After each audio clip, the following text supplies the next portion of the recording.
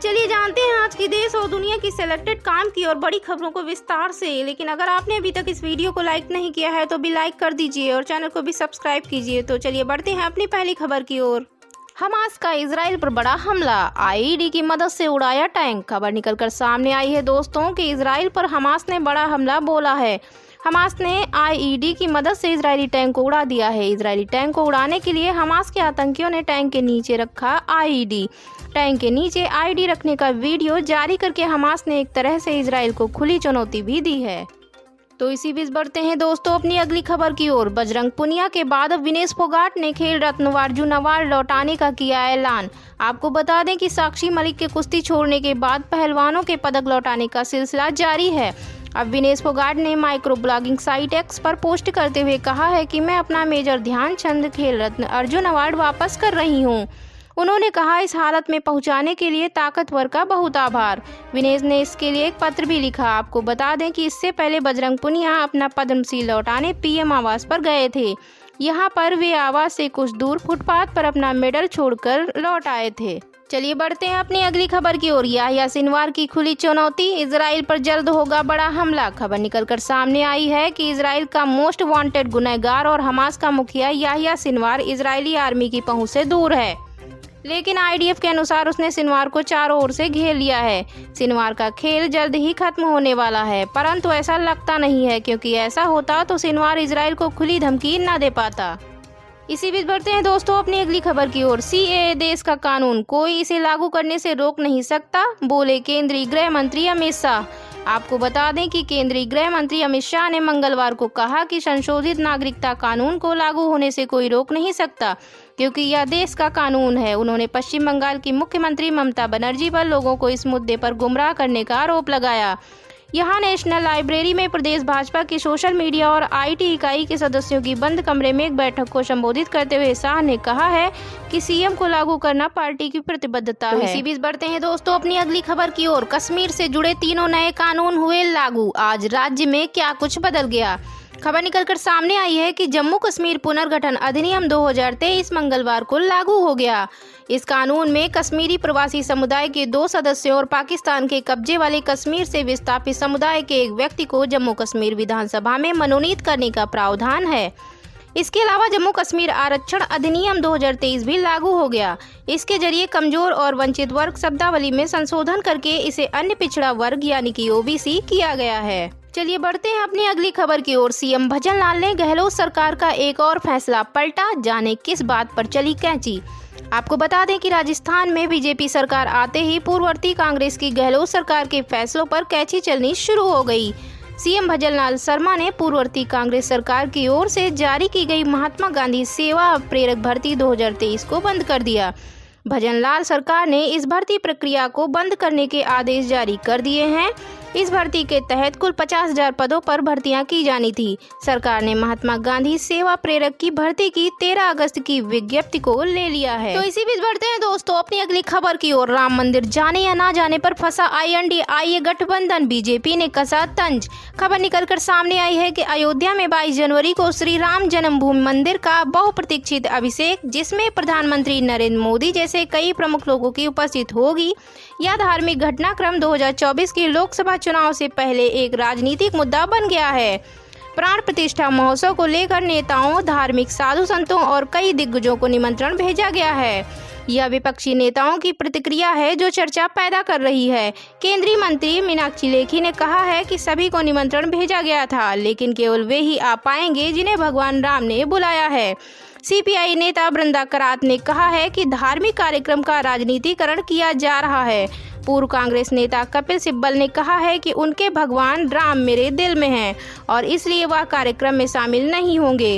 इस पर महाराष्ट्र के मुख्यमंत्री देवेंद्र फडणवीस ने भाजपा के प्रतिद्वंदियों, खासकर उन लोगों पर तंज कसा है।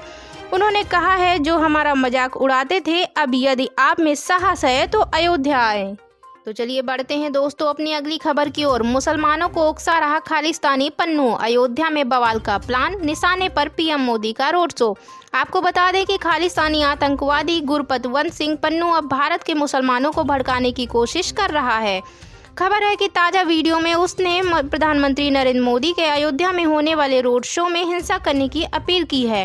कहा जा रहा है कि ताज़ा घटनाक्रम को लेकर सुरक्षा एजेंसियां अलर्ट मोड पर आ गई हैं।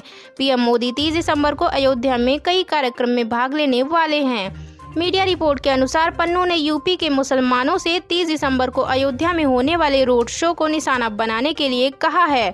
इतना ही नहीं, उसने मुसलमानों को नया देश उर्दुस्तान बनाने के लिए भी कहा और आरोप लगाए कि भारत में जल्द ही नमाज पर भी बैन लगा दिया जाएगा। खास बात यह है कि पन्नू का बयान ऐसे समय पर आया है जब अयोध्या में राम मंदिर के उद्घाटन की तैयारियां जारी हैं।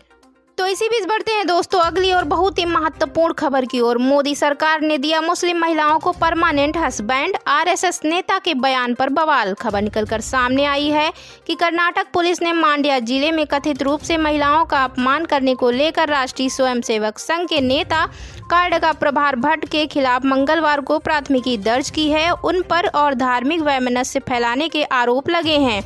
एक कार्यक्रम के दौरान दिए भाषण में उन्होंने कहा कि केंद्र सरकार के ट्रिपल तलाक के खिलाफ कानून लाने के कारण मुस्लिम महिलाओं को परमानेंट हस्बैंड मिल गए हैं।